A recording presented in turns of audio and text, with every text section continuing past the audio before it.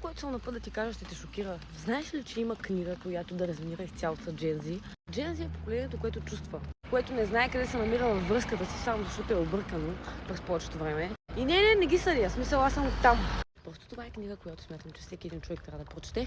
Тя е подходяща за тези, които даже не обичат да четат. За тези, които просто си купуват книги, за да ги снимат и да ги качат на Instagram Story. Не е дълга 15 000 страници.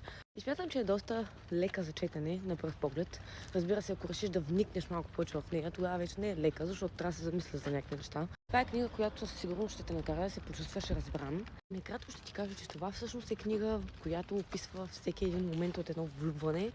А именно това как си мечтаеш да срещнеш някой, който те разбира, момента в който го срещаш, след това леко токсичните отношения. Не, в книгата не се разказват определени истории, разказват се чувства и за това как един човек се чувства през всичките тези периоди, които се минават.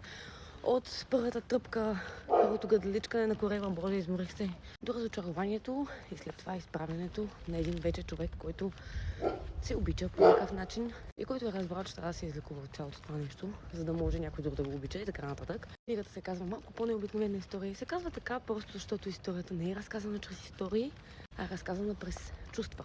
Чувствата на едно момиче, което всъщност съм аз. В момента тъкат предварителните поръчки, като ще се радвам, ако вече сте чели книгата ми, защото това не е първият тираж, да оставите едно ревю в сайта на издателството Стенопис. Ако искаш да поръчаш, пиши ми налично или поръчай чрез сайта. Хора, изморих се, не знаете какъв бъркачих. Чао!